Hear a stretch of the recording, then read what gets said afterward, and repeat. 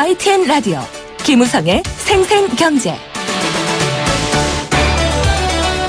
애청자 여러분 안녕하십니까. YTN 뉴스 FM 김우성 PD입니다.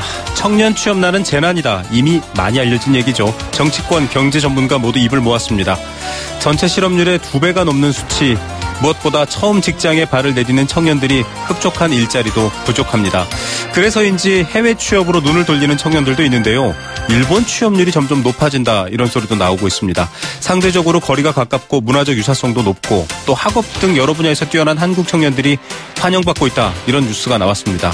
그런데 자세히 들여다보면 또 그만큼의 부작용이나 장단점도 있다 이런 이야기도 있습니다.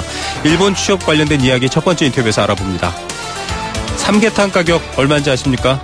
내일이 초복인데요. 서울 시내 삼계탕 가격 대충 14,000~15,000원 정도 한다고 합니다. 올랐네 하시는 분들도 계실 텐데요. 의외로 닭값은 조금 하락했습니다.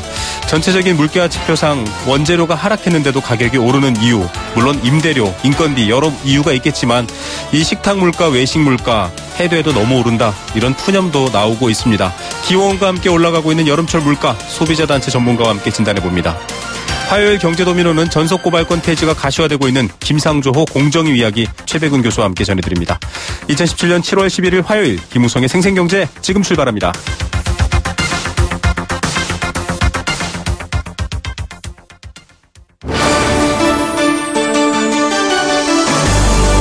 YTN 라디오 김우성의 생생경제.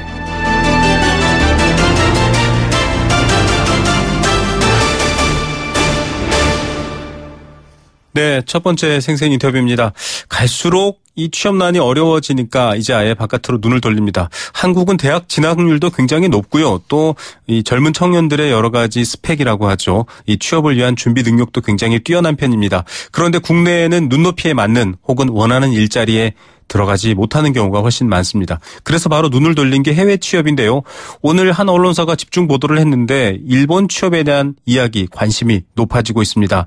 언뜻 보면 굉장히 좋고 우리보다 경제 수준이 높기 때문에 임금도 많이 받을 것 같은데요. 또 그 내방을 들여다보면 장점만큼 단점도 있다 이런 소리도 들려오고 있습니다. 어떤 일들이 벌어지고 있는지 전문가 이야기 들려드립니다. 남서울대학교 일본지역학과 강명호 교수 전화로 연결합니다. 교수님 안녕하십니까? 네, 안녕하세요. 예. 반갑습니다. 일본에는 과거에 사실 좀 환영받고 이렇게 떳떳하게 취업하는 것보다는 조용히 왔다 갔다 하는 분들이 있었다 이렇게만 알려져 있었는데요. 최근 들어 일본 취업이 아주 굉장히 대세가 됐다 이런 얘기도 들려오거든요. 현황이 어떻습니까? 네, 일본 이 후생 노동성에서 외국인 고용 현황에 따르면 한국인의 일본 취업자 수는 2016년도 10월 기준으로 해갖고 네. 약 48,121명이 해당됩니다. 네. 전체 108명 중에 10,000명 중에 일본 내 외국인 노동자 가운데서 한국인은 중국인이 약 34만 명 되고 네네. 그리고 베트남이 약 17만 명 그리고 네. 필리핀 12만 명 그리고 브라질 10만 명 네팔이 한 5만 명에 이어서 우리가 저희가 한 6번째로 높은 비중을 차지하고 있습니다. 예, 일본에서 네. 일하는 외국인 취업자 중에 6번째 수준이다. 이게 사실 한일 관계의 특성을 감안하면 상당히 높은 비중으로 이해할 수도 있을 텐데 배경이 궁금합니다. 사실 일본을 여행으로 삼아 가시는 분들은 있어도 또 젊은 청년들이 아예 사회 진출로 삼아 간다 이런 얘기는 아직은 낯설거든요. 어떤 배경일까요? 네, 이게 일종의 일본이 꾸준히 증가세를 보이는 이유는 아무래도 일본의 지금 97.6%에 해당되어집니다. 그래서 취업률에 대한 부분들이 압도적으로 좀 말하자면 일본의 인구에 대한 부분들에 우리 한국과 비해서 일본 쪽에는 절대 인구의 4분의 1 정도가 지금 고령자에 해당되어집니다. 그렇죠, 네. 그런 부분이 있어서 꽤 많은, 정말 우리 젊은이들을 많이 네. 필요로 하는 부분들에 해당되어집니다. 예, 100만 명의 취업자 중에 5만 명. 물론 이제 여러 분야 또 어떤 직종이냐, 규모가 어떠냐에 따라 다르겠지만, 이거 어떤 이 젊은이들의 이 인터뷰 내용을 보니까요. 능력만 보고 뽑아줬다 이런 말이 나올 정도로 좀 일본의 어떤 기업 문화에 대한 선호도도 있다 이런 배경도 있던데 실제로 일본 기업 문화가 좀 한국과 비교해 보면 그런 점이 있나요? 어떻습니까? 네, 전통적으로 일본은 그 종신고용의 그 기업 문화가 강한 편입니다. 네. 비교적 지속적이고 안정적인 취업처의 그 일자리 보장이 되는 곳이기도 하죠. 네네. 그래서 특히 퇴근 후에라든가 이런 개인적 문화를 중시하는 우리 젊은 층 의식의 수준에 맞물려서 네. 일이 없어도 야근을 해야 된다든가 하는 우리 한국 기업의 네. 이른바 그 눈치 문화. 네네. 이에 비해서 압도적으로 일본이 그런 의미에 있어서 우리 젊은 층들이 선호하고 있지 않나 여길 봅니다. 그리고 예. 그 인구 절감 시대 아까 말씀드린 대로 네네. 그런 그 수많은 최근 완만한 호경기 입어서 네. 일본 청년 인구들의 황해 역설이랄까 이런 부분에 네. 있어서 청년 취업률이 기업의 구인난과 이어지고 있는 부분들입니다. 예, 역시 일본은 지금 이 고용률이라고 하죠. 이 실업률이 네. 없고 정말 취업이 지금은 굉장히 잘 되는 시기인데다가 한국 젊은 층의 어떤 이 선호하는 문화까지 맞물려서 이제 이런 지금 일본 취업에 대한 관심이 높아진 건데 궁금한 거는요. 사실 일본에도 여러 가지 종류의 기업이 있지 않습니까? 네. 주로 이제 한국 젊은 청년들이 원한다고 다 좋은 데로 가지는 않을 것 같다 이런 생각도 드는데 어떤 업종에 어떻게 취업을 하고 있는지 좀 궁금합니다. 네, 주로 일본 쪽이 많이 지금 선호하고 있는 직종이 일반적인 것으로 IT 업종이 많이 있습니다. 역시 한국의 IT 젊은 인력들을 선호하는군요. 네네. IT 업종 쪽에 많은 우리 일본에서 많은 인재가 필요한 부분이고, 네. 그리고 호텔이나 면세점은 2020년도에 일본 도쿄 올림픽도 있고 이렇게 네. 하여서 그런 관광 쪽에 해당되는 부분들도 많은 우리 젊은 인재들을 네. 필요로 하고 있는 실정입니다. 예, 2020년 올림픽 그리고 지금 여러 가지 말씀해 주신 IT 관련된 배경들도 한국의 젊은 IT 인력들이 우수하다는 평가가 있으니까요. 그러면 대기업이냐 중소기업이냐 이런 것도 사실 궁금한데 일본도 사실 대기업 취업은 어렵다. 일본 청년들도 이런 얘기가 있거든요. 주로 중소기업이나 이런 쪽이라고 봐야겠죠. 호텔도 마찬가지고요. 네. 네, 그렇죠. 일본도 대기업과 중소기업에 대한 부분은 사실은 취업 시장에 속사정이 드러나는 부분이 있습니다. 그래서 네. 종업원이 한 300명 미만일 때는 압도적으로 구인 배율이 네. 4.6에서 6.45까지 이렇게 높아졌어서 즉 말하자면 기업의 구인 배율인데 이 구인 배율을 하는 것은 구인 배율은 구인수를 구직자 수로 나눈 수치입니다. 네네. 구직자 한 명당 일자리 수를 의미하는 의미인데 이게 경우에는 중소기업 300인 미만일 경우에는 1.45 이 정도에 해당되는 부분이지만은 네. 지금 말씀하신 대로 대기업에 해당되는 부분은 말하자면 0.7 정도로 이렇게 네. 했어서 즉 말하자면 구인 비율에 대해서 대기업의 종업원 5,000명 이상인 구인 배율은 2016년도 같은 경우 졸업자 0.7배 정점으로 네. 이렇게 하락을 하고 있는 현상입니다. 그래서 대기업의 전원은 약 53% 정도 해당되는 것이 일본의 현실이기도 합니다. 예, 역시 그런 부분에서는 우리와 좀 비슷한 점도 있다 이런 생각도 듭니다. 그래서일까요? 요즘 차라리 일본에 있는 대학으로 진학을 해서 현지에서 일자리를 구하자 이런 얘기도 나온다고 하고요. 실제로 생활비 비교를 물론 이제 단적인 예입니다만 했더니 일본에서 공부하는 게 더 싸다 이런 얘기까지 나오고 있는데요. 어떻게 보십니까? 예, 그것이 이제 조금 그런 부분도 있습니다만은 일본은 특히 이제 학비가 한국보다 조금 비싸긴 비쌉니다. 그렇지만 학비의 부담에 대한 부분들이 적다는 것이 하나의 매력적이죠. 그래서 일본에서는 저출산 고령화, 대학생 지식인층이 급격하게 여러 가지는 정부 차원에서의 외국인 인재 유치에 대한 것을 나서고 있다는 거. 그래서 외국인 유학생들을 일본으로 유입시켜서 인구 절감에 대한 그런 공백을 메우겠다는 그런 발상에 힘입어 가서 그래서 유학생 대상의 장학금이라든가 이런 것을 많이 기숙사도 지원하고 있는 그러한 차원입니다. 예, 사실 일본에 진출한 한국 유학생들 이미 좀 많이 있고요. 또 일본에서 그러니까 교수가 되거나 이런 연구자들도 꽤 있는 편이어서 사실 우리와 또 비교하면 나은데 문제는 이제 직장을 구하러 일본으로 가신 분들에 대한 얘기로 다시 돌아보겠습니다. 이게 사실은 일본은 전통적으로 굉장히 물가가 비싸지 않습니까? 전기료, 월세, 살인적인 수준인데 돈을 많이 받느냐 이게 관건일 텐데요. 실제로는 이 월급이 꽤 돼서 기대하고 갔다가 이 교통비도 많이 비싸지 않습니까? 지하철 값도 네. 비싸고 그러다 보니까 결국 감당이 안 돼서 돌아왔다 이런 소리도 있고요. 이런 임금 수준을 좀 확인해 봐야 될 텐데 어떻습니까? 네, 이 부분도, 네, 후령의 발표에 의하면 작년도 신입사원의 그 채용한 종업원 수 10명 이상인 곳에 네. 해당되는 사업장을 조사한 결과에 보면 첫 월급이 평균이 한 20만 3,440엔 정도에 네. 해당됩니다. 우리 한국 돈은 약 203만 원 네. 정도 해당되는 부분이고, 그래서 이제 남성과 여성이 조금 차이는 있습니다만, 남성 대졸 신입사원이 약 20만 5,900엔, 네. 그리고 여성은 20만 원 정도의 수준이라고 볼 수 있습니다. 예, 월 한 200 정도를 실수령액으로 초임으로 받는데 사실 이 드는 비용을 또 생각하면은 이 굉장히 좀 물가가 비싼 편이지 않나요? 공공요금이 비싸다고 들었는데요. 네네. 네.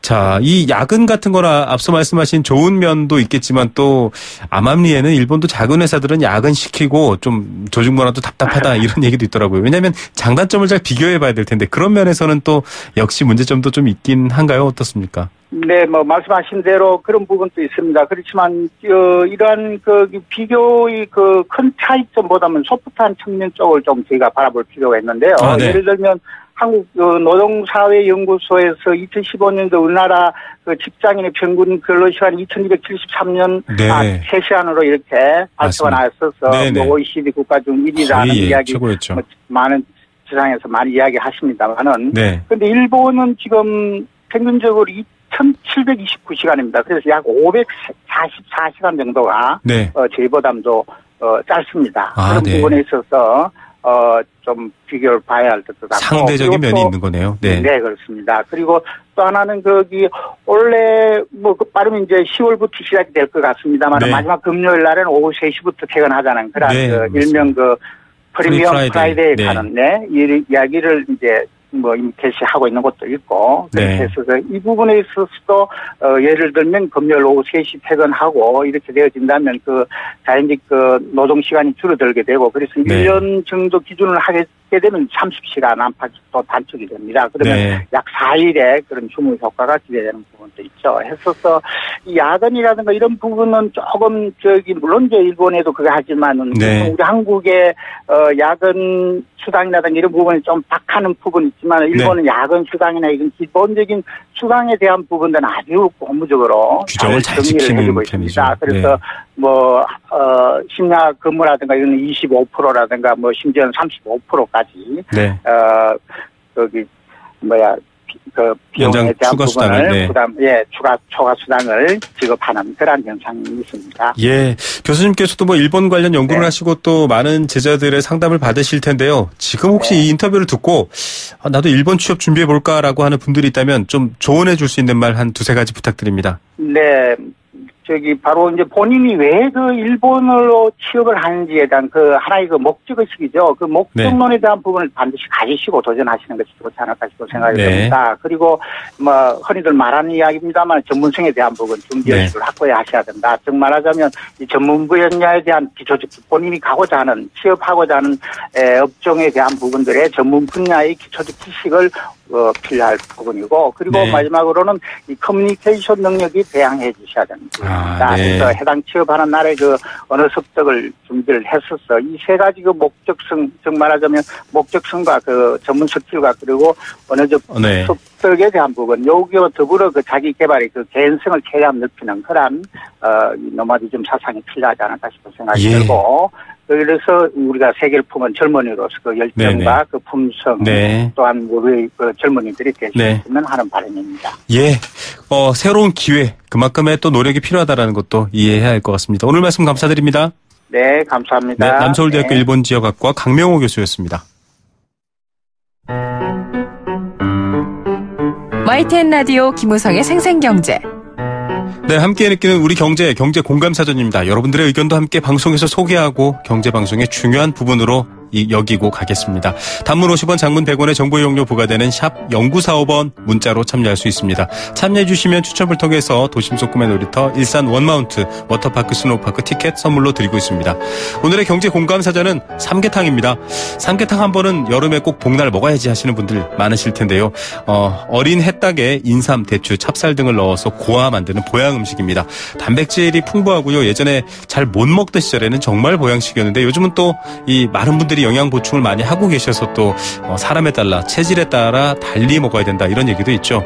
어쨌든 풍습처럼 먹는 초복을 앞두고 이 삼계탕 가격 좀 올라서 걱정이다 이런 얘기 앞서 인터뷰 오프닝에서 해드렸는데요. 뒤에 이어지는 인터뷰에서 이 내용 준비했습니다. 귀 기울여 주시기 바랍니다. 삼계탕 어떤 생각 갖고 계신지 여러분들의 의견도 함께 나누겠습니다.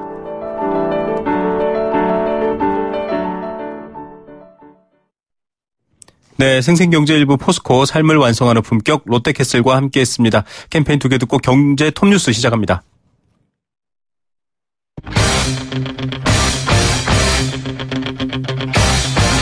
지금 가장 뜨거운 경제 소식. 경제 톱뉴스. 네, 현재 시각 3시 27분 41초 지났습니다. 이 시각 주요 경제 뉴스 알아보겠습니다. 참좋은 경제연구소 이인철 소장 연결합니다. 안녕하십니까? 예, 안녕하세요. 예, 아직도 성장률 얘기할 때 3% 기준에 못 미치고 회복은 되고 있지만 여전히 좀 부진하다 이런 추세인데 세수는 큰 폭으로 증가했다고 하더라고요. 그렇습니다. 이 소득이 늘었다, 경기 좋아졌다라는 분들 거의 안 계시죠. 네. 그런데 이제 정부 고가는 넘쳐나고 있습니다. 이 세수 호황이 이어지면서 지난 5월까지 세수 초과분이 이제 11조 원을 넘어섰다라는 건데요. 네. 기획재정부의 통계를 보니까 올 1월부터 5월까지 국세 수입은 123조 8천억 원이었습니다. 네. 1년 전보다 정확하게 11조 2천억 원 늘었는데요. 네. 11조 2천억 하면 떠오르는 숫자가 있죠. 네. 바로 일자리 추경 지원과 맞습니다. 일치합니다. 정부가 지난달 이제 11조 2천억 원 규모의 일자리 추경안을 국회에 제출하면서 뭐라고 얘기했냐면 네. 올해 예상되는 세수 초과분 가운데 8조 8천억 원을 재원으로 활용하겠다라고 밝힌 겁니다. 네. 5달 만에 정부 예상치를 초과하는 세수분이 거쳤다라는 건데 네.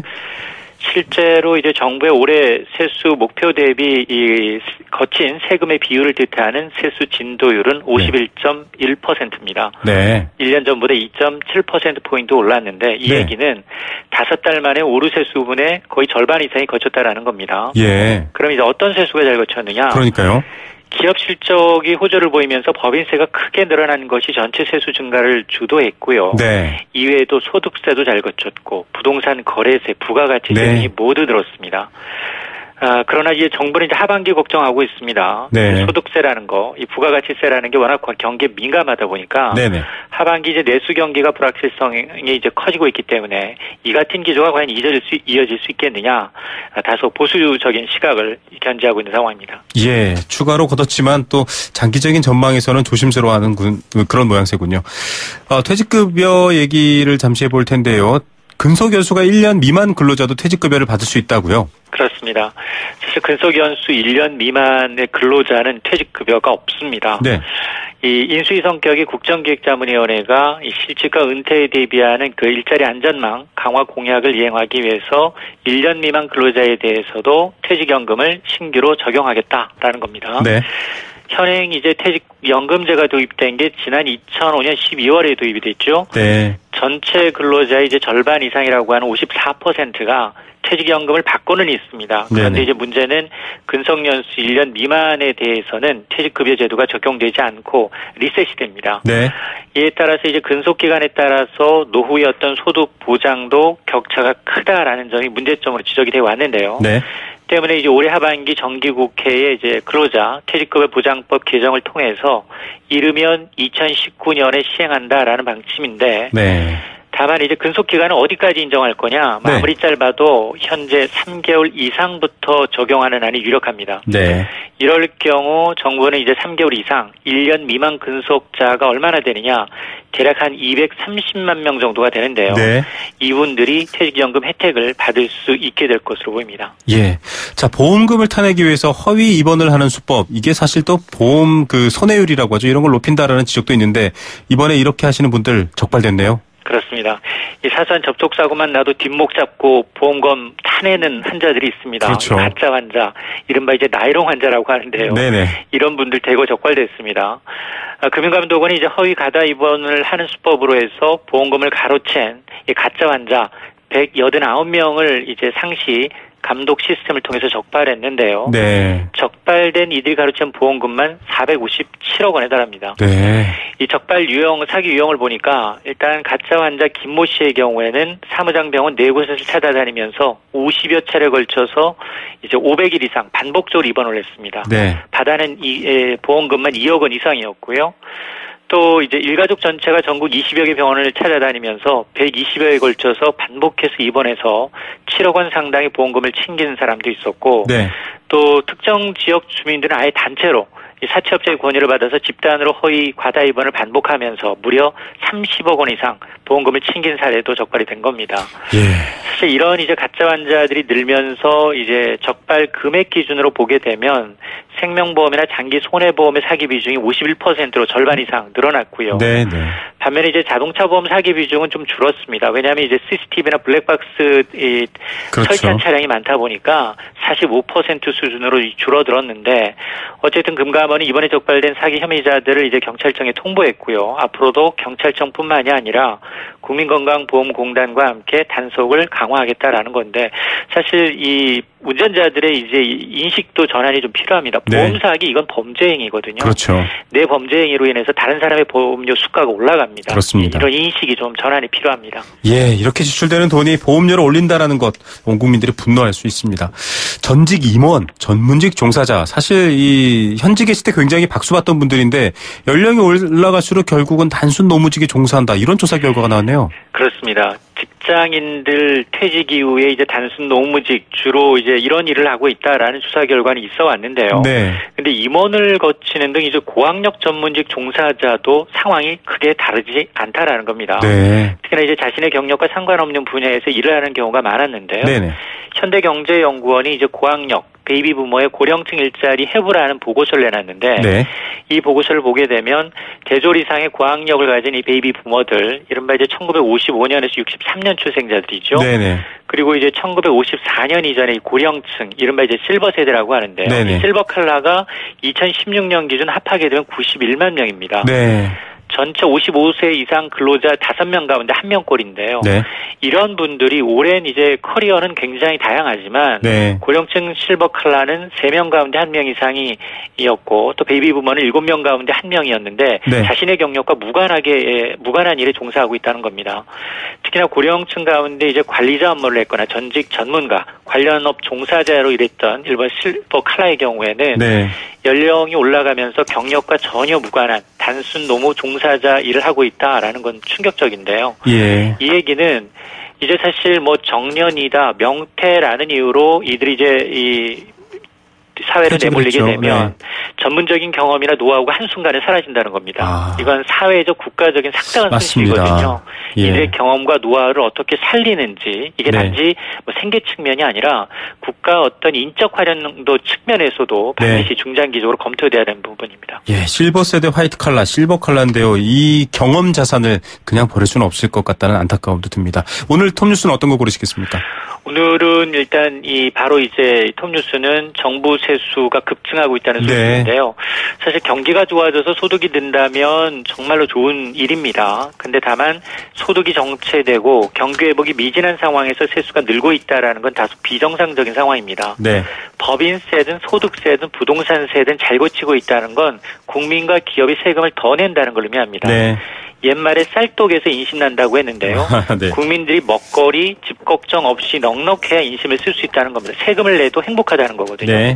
경제 주체 가운데 정부, 기업의 곳간이 넉넉한지는 몰라도 지금 국민들의 곳간은 넉넉한지 좀 따져볼 일입니다. 예, 함께 살자라는 말이 또 떠오르네요. 오늘 뉴스 감사드립니다. 네, 감사합니다. 참 좋은 경제연구소 이인철 소장이었습니다.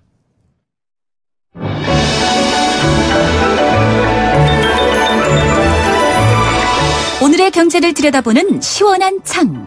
YTN 라디오 김우성의 생생경제 생생인터뷰. 네, 두 번째 생생 인터뷰입니다. 오늘 서울은 폭염이고요. 전국적으로도 폭염에 시달리고 있습니다. 변화무쌍한 날씨입니다. 이 변화무쌍한 날씨와 비슷한 게 바로 물가 같은데요. 과실 물가 지수를 비롯해서 계란 가격까지 정부가 대책을 세웠지만 반응 없이 고공행진하는 것 꼭 날씨 같기도 합니다.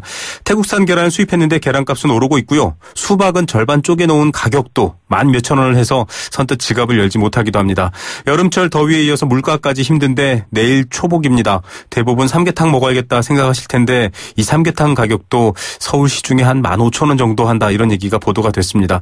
물가 스트레스까지 견뎌야 되는 상황인데요. 이 복날 앞두고 여름 물가 어떤 상황인지 또 어떤 대안을 좀 세워야 될지 이야기 나눠보겠습니다. 소비자단체 협의회 물가감시센터의 김연아 위원장 전화로 연결합니다. 위원장님 안녕하십니까? 네, 안녕하세요. 수고 많으십니다. 네네. 참 계절적으로는 늘 물가 이슈가 있었습니다. 겨울철에는 AI 걱정, 또 여름에는 폭염에 따른 여러 가지 신선식품 걱정들이 있었는데요. 요즘은 그게 따로 계절적이지 않고 항상 오르고 있다 이런 느낌을 줄 정도거든요. 물가 상황 어떻게 보십니까? 최근에 이런 전체 물가는 한 2%대에서 조금씩 올라가고 있습니다. 근데 이 정상적인 수준에서 2%면은 그렇게 큰 가격폭은 아닌데요. 네. 지금 현재 뭐냐면 소득 수준은 낮고, 그 다음에 또 불안정한 이런 상태에서 계속 2.0% 이상을 넘어가니까 이제 소비자들이 체감할 수 있는 이러한 물가 인상 요인은 상당히 크다고 볼 수 있습니다. 네. 그래서 이제 통계청에서도 이 농축수산물의 가격이 뛰었다고 얘기를 하고 신선식품의 같은 경우에는 한 10% 정도 인상이 되었다고 발표는 했습니다. 그런데 이제 또 최근에 와서 이 AI로 인해서 계란값이 여전히 진정성이 없고 지속적으로 올라가는 이런 상태에 있다가 보니까 결국은 다른 물가에 있어서도 상당히 소비자가 체감하는 거는 높게 이렇게 인상폭이 나타나고 있지 않나 이렇게 예상됩니다. 예, 중요한 지적해 주셨는데요. 이 물가가 오르는 것보다 사실 소득이 안 오르니까 소득이 오르면 사실 물가가 좀 올라도 걱정거리는 아닐 텐데. 그렇죠. 예, 그런 괴리감도 큽니다. 내일 초복인데요. 많은 분들이 이제 풍습도 그렇고 해서 여름철에 삼계탕 찾으시거든요. 네. 삼계탕 가격이 부담된다 이런 보도가 나왔습니다. 어떻게 보시나요? 그래서 이제 이 삼계탕이 사실은 초복에 아주 유일하게 소비자들이 많이 찾는 이런 식품인데요. 네.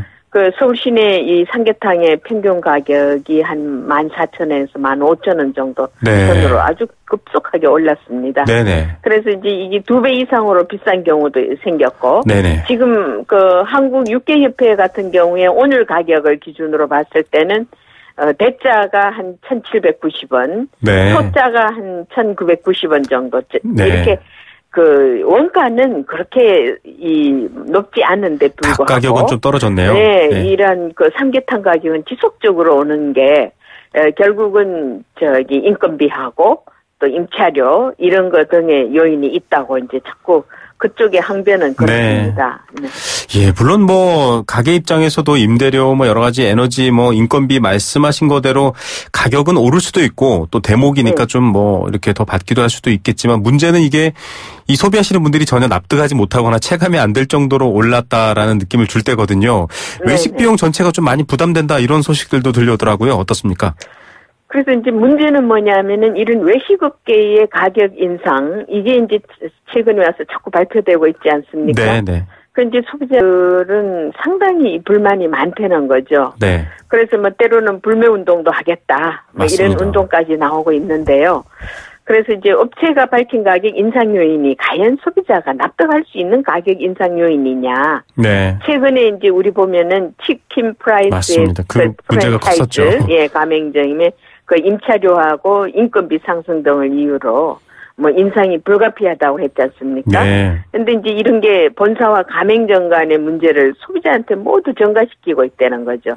그래서 이제 특히 이런 프랜차이즈 본사의 이 손익은 매년 오히려 가파르게 증가하고 있다는 거예요. 저희가 재무제표를 이득을 더 보고 있는 거네요. 예. 그래서 지금 현재의 가격 인상은 아무리 설득이 있는 자료를 내놓다 할지라도 지금 현재의 이런 재무제표를 봤을 때는 상당히 가격 인상이 부당한 것이다. 그래서 이제 많은 소비자들이 이제 이에 대한 이의를 제기하고 네. 또 이런 대체 소비를 늘리거나 뭐 집에서 메꾸는 이런 것도 또 아니지 않습니까? 예, 그렇죠. 이제 일반 서민들이 주로 이제 많이 먹는 이런 식품인데 이제 최근에 와서 이렇게 뭐 혼밥 혼술 또 이제 고령화 사회가 되고 이제 바깥 생활을 많이 하다 보니까 외식 비용의 부담이 자꾸 늘고 있다는 거예요. 네네. 이러다 보니까는 소비자들은 심리적으로도 불안하고 호주머니도 너무 가벼워지고 네. 이러다 보니까 이런 불만들이 지속적으로 쌓이게 되니까 참 걱정입니다. 예, 뭐 자영업자나 식당을 하시는 분들도 당연히 어렵습니다. 똑같이 어려운 상황이긴 한데 지금 말씀해 주신 것처럼 이게 합리적인 구조가 아니고 이익 구조도 또 마찬가지고 이런 부분이라면 인상이 달갑지 않게 될 겁니다.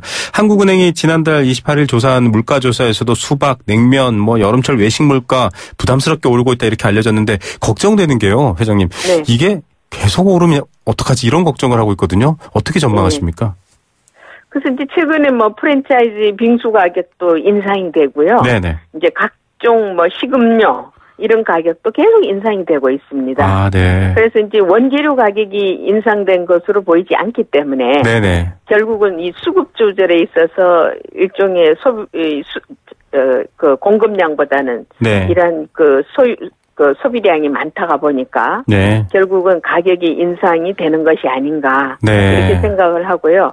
특히 이제 이런 외식 물가가 오르는 틈을 타서 결국은 이런 식음료라든가 뭐 이런 인상이 빙수 가격이 네. 결국은 따라서 도미노 네. 현상으로 인상될 여지가 있기 때문에 이런 이미 높아진 가격에 따라서 인상하는 가격 동조 현상이라는 거죠. 쉽게 얘기하면은. 네네. 그래서 이게 발생하지 않도록 하기 위해서 네. 이제 정부에서도 좀 정확하게 이런 물가에 대한 것을 한번 깊이 분석을 해보고 또 모니터링도 해서 네. 담합의 여지가 있는지 네. 이런 거를 불공정 행위인지 이런 것 등을 좀 정확하게 한번 파악해서 거기에 대한 제재가 갈 필요가 있고요. 네. 이 소비자단체에서도 지속적으로 네. 이런 가격 인상 요인이 설득력이 있는가 하는 거를 한번 지속적인 모니터링과 감시 견제 역할을 할 것입니다. 예, 이 가격 동조 영상도 말씀해 주셨지만은 하나가 오르고 끝인 게 아니라 전체적으로 오르면 결국 피할 것도 또 대체할 것도 없어지기 때문에 좀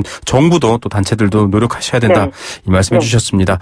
이 보통은 뭐 모니터링해서 좀 보기도 하는데 좀 기본적으로 유통 구조 아까 말씀하셨던 것처럼 뭐 담합 같은 우려도 있고요. 좀 이런 것들을 바꿔야 된다. 이게 계절마다 대책이 아니라 근본적으로 좀 소비자 물가는 대책을 세워야 된다. 이런 얘기가 나오거든요. 이런 것들은 좀 어떻게 진행돼야 할까요? 그래서 사실은 선진국일수록 네네. 일반 서민들이 먹는 식품에 대한 가격이 안정화되어 있습니다. 네. 그래서 이런 공산품도 아니고 매일 먹는 이러한 식품인 경우에는 네네. 뭔가 이 수급 조절도 안정적으로 되고 네. 그다음에 적정 가격에 안정화된 이러한 공급이 돼줘야 된다는 거죠. 이제 네. 그런 것 등을 정부도 지속적으로 모니터링하고 또 체제를 네. 소비자 정책을 좀 세울 필요가 있고요. 네네. 그다음에 이제 이런 것 등이 안정화될 수 있도록 하는 데는 가장 중요한 거는 바로 기업입니다. 네. 이런 제조업체나 유통업체가 결국은 조금 어렵다고 해서 다른 데의 인상 요인을 갖다가 편성을 해서 인상하는 이런 비윤리적인 행위는 네. 하지 말아야 된다고 생각합니다. 예. 그래서 오히려 이렇게 서민들이 어려운 시기에 함께 갈 수 있는 이런 방안을 마련을 해서 소비자들이 뭔가 이렇게 어려운 시기를 함께 고통을 나눌 수 있는, 분담할 수 있는 이런 체제로서 유통업계가 좀 더 변신이 돼야 되지 않을까 이렇게 생각합니다. 예, 기온도 오르고 물가도 오르고 있지만 또 근본적인 방법을 해결하면 시원해지듯이 또 물가의 걱정도 사라지는 날도 빨리 왔으면 좋겠습니다. 네. 오늘 말씀 감사드립니다. 네, 감사합니다. 네, 소비자단체협의회 물가감시센터 김연아 위원장이었습니다.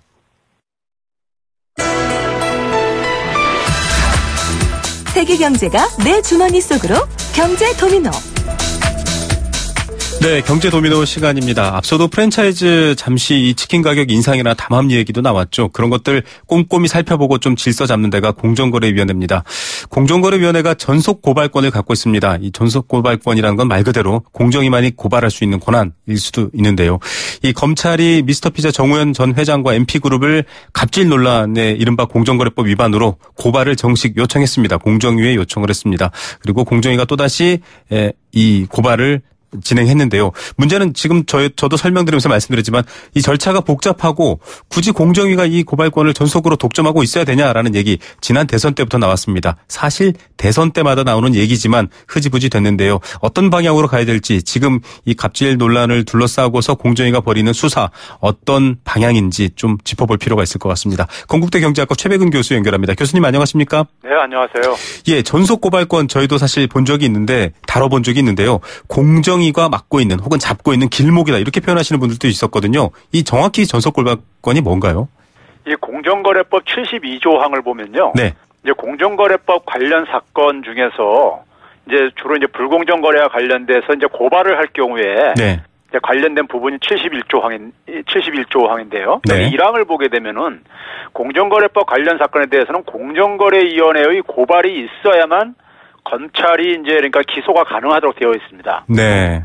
이거를 가지고 이제 전속 고발권제 들어가는 겁니다. 네. 그러니까 말 그대로 이제 공정거래위원회만이 고발할 수 있다는 이런 권한을 얘기하는 겁니다. 예. 사실 그런 이유 때문에 과거에 대기업들이 공정위만 잡고 있으면 뭐 이른바 창구 역할을 오히려 민원 창구 역할을 한다라는 비판을 받을 정도였고 그래서 대선 때마다 나왔었는데 이번에 좀 아예 폐지하자 이런 목소리 나오고 있고 지금 김상조 위원장도 그런 방향성을 언뜻 내비치는 것 같다고 하거든요. 어떻게 보십니까? 이 전속 고발권을 폐지하든지 공정거래법을 보완하든지요. 네네. 핵심은 이제 불공정 갑질을 근절시켜야 한다는 점에 있는 겁니다. 아, 네. 그러니까 우리가 그 목표를 그러니까 분명히 이제 우리가 설정을 해야 되는 것이고요. 네네. 전속 고발권 폐지의 배경에는 불공정 갑질로 이제 고통을 당하는 약자들이 너무 많은 것이 현실인데. 네. 공정위가 이제 고발권 활용 등 제 역할을 제대로 하지 못한다는 점에 있는 것입니다. 네. 이번 이제 MP그룹과 미스터피자 이제 정우영 전 회장에 대한 고발의 경우에도 네. 공정위가 나서서 검찰에 고발해야 하는데 네. 거꾸로 검찰이 공정위에다 고발을 요청한 후에 공정위가 네. 검찰에 고발을 하지 않았나요? 네, 맞습니다. 결국 공정위가 검찰에 고발을 했는데 왜 검찰이 고발을 요청할 때까지 소극적인 이제 이 모습을 네. 보여주느냐 이거죠. 예. 이래서 사실은 뭐 여러 다른 분들 전문가들께서는 검찰과 공정위가 동일한 사안을 놓고 차라리 둘이 경쟁해서 누가 좀 더 이 사안에 대해서 더 잘 처리하는지 오히려 차라리 그런 경쟁 체제로 가야 된다. 뭐 다시 말하면 전속고발권 폐지인데 그렇게 되면 앞서 말씀하신 그 갑질 근절에 대한 어떤 환경이 나아질 거다. 이렇게 전망하기도 하고요. 아니다. 이거 남발할 수도 있다. 이렇게 걱정하시는 분들도 있는데 어떤 각도에서 봐야 됩니까? 이 부분은 이제 기본적으로 저는 이제 세 가지 점을 지적하고 싶은데요. 네. 그래서 이제 김상조 위원장이 이제 최근에 이제 이런 말을 했거든요. 공정거래법 위반 모두가 이제 뭐 형사처벌 대상이 이제 아니라는 이제 네. 이런 점 때문에 좀 이제 그러니까는 좀 전속고발권 폐지도 좀 약간 신중을 기할 필요가 있다는 이런 이제 뉘앙스를 비쳤는데요. 네네. 이거는 이제 원론적인 지적한 것에 불과하다고 저는 보고요. 네. 이제 그러면서 이제 김상조 공정거래위원장이 이제 전속고발권을 대체 보완할 수 있는 제도로 이제 그러니까 몇 가지를 이제 제안을 했지요. 네. 했는데 이 부분들이 결국은 이제 그러니까 앞에서도 얘기했듯이 이제 이 갑질 근절을 할 수 있느냐를 가지고 관점으로 바라봐야 된다는 얘기고요. 네.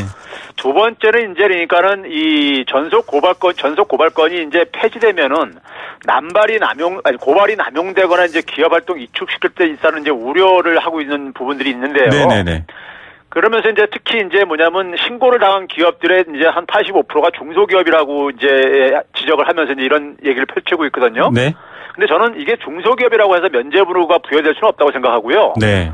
지금 뭐냐면은 대부분의 중소기업이 하도급법을 못 지키고 있을 만큼 우리 사회에서 불법과 비정상이 이제 관행화된 현실이라 이거죠. 네. 그러면 이 현실을 그러니까 더 이상 방치해서는 이제 안 되는 정도까지 지금 우리가 왔다고 보고 있고요. 네네. 그런 점에서 이제 갑질의 사다리 구조를 저는 철거할 필요가 있다고 보고 있고요. 네. 그다음에 이제 일부 전문가들이 이제 이 경쟁법을 그러니까 경제법은 기본적으로 이제 경쟁을 이제 제한하는지 여부를 판단하는 것이지 형사처벌이 목적이 아니라는 점을 가지고 이제 뭐 폐지를 반대하고 그러는데 네네.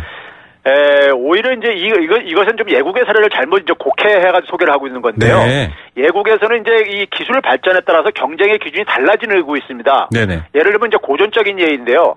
나이키의 경쟁 상대가 과거에는 그러니까 우리가 같은 동종 업종으로 우리가 생각하고 있는 네. 뭐 푸마라든가 뭐 아디다스 이런 거였잖아요. 그렇죠. 네. 근데 아디다스의 그러니까 나이키의 그러니까 경쟁 상대는 보니까는 MP3라든가 모바일 이런 이제 기기더라 이거예요. 그러니까 게임기더라 이거예요. 네네. 아이들이 그러니까 그 시간을 그러니까 배분하는 이제 그러니까 이 대상이 되기 때문에요. 네네. 이런 걸 이제 그러니까 고려해서 유연하게 이제 대처하라는 얘기지. 네. 우리나라 같은 데서 이제 가맹사업점이라든가 대리점, 하도급, 대규모 유통업에서 벌어지는 이 갑질과는 무관한 얘기입니다. 네. 이 정상적인 경쟁인지 아닌지 여부도 판단해야 되기 때문에 사실 경제검찰이라는 별칭이 있을 정도로 공정위의 독특한 업무와 고발권에 대한 지금 변화에 대한 요구가 나오고 있는 상황입니다.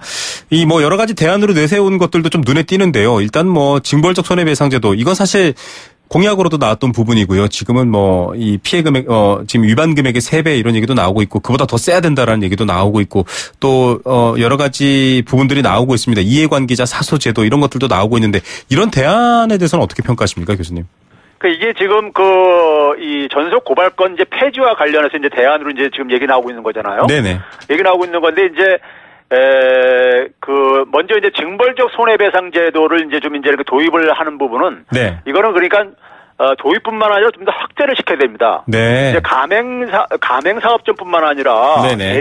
대리점도 마찬가지고 네. 하도급 분야도 마찬가지고 네네. 대규모 유통업에도 이제 마찬가지 이런 갑질이 존재하고 있거든요. 네. 피해가 많이 발생하고 있고요. 네. 그런 점에서 이 적용 범위를 좀 이제 확대할 필요가 있고요. 네. 그다음에 이제 그러니까는 이 두 번째로 이제 그러니까 우리가 사인의 금지 청구권 제도라고 하는 혹은 뭐 사소 제도라고 하는데요. 네네. 이게 이제 무슨 제도냐면은 일종의 그러니까는 기업이 이제 다른 기업의 불공정 행위로 피해를 입었을 때 네. 공정위를 거치지 않고 공정위를 거치려면 굉장히 많은 시간이 걸린다 이거예요. 네. 그러다 보니까 거치지 않고 법원에 직접 이제 행위 중단을 청구하는 제도입니다. 네네. 그리고 이런 이제 제도를 이제 그러니까는 보완점으로 얘기를 하고 있는데 이 경우도 그러니까는 이 손해를 발생했을 경우에 그러니까 우리가 예를 들어서 과징금이라든가 이런 것들이 그러니까 지금 현행법에 의하면 국가가 이제 취득해 가는데 네. 이런 것들을 조금 더 이제 그러니까 개인에게 그러니까 더 이제 그러니까 우리가 직접 이제 그러니까는 피해가 보상이 될 수 있는 네. 이런 방향으로 좀 연결된다는 점에서는 이게 만약에 갑질 근절에 만약 효과가 있다면 이것도 이제 우리가 대안으로 검토할 필요가 있는 거죠. 예, 이런 대안들까지 좀 변화. 그런데 뭐 교수님 지적해 주신 것처럼 가장 핵심적인 것은 뭐 경제 질서를 해치는 갑질, 이 약자에 대한 약탈 이런 것들에 대한 이 변화가 근본적인 타겟이어야 될 것 같습니다. 오늘 말씀 감사드립니다. 네, 감사합니다. 건국대학교 경제학과 최백은 교수였습니다. 네, 생생경제 포스코 삶을 완성하는 품격 롯데캐슬과 함께했습니다. 5224님 혼자 자취할 때 아플 때 전화를 못 받았는데 엄마가 와서 삼계탕 끓이고 있더라고요 하면서 추억 얘기해 주셨고요. 1035님도 시험 보느라 고생하는 딸 삼계탕 끓여줘야겠다고 얘기하셨습니다. 이외에도 삼계탕에 대한 추억들 맛도 삼계탕 말고 왜 강아지 먹으러 갑니까 이렇게 항의하시는 분들까지 다양한 의견들 감사드립니다. 5224님께 원마운트 스노우파크 티켓 선물로 드릴게요. 시원한 여름 되시고요. 내일 오후 3시 10분에 다시 뵙겠습니다. 김우성의 생생경제였습니다.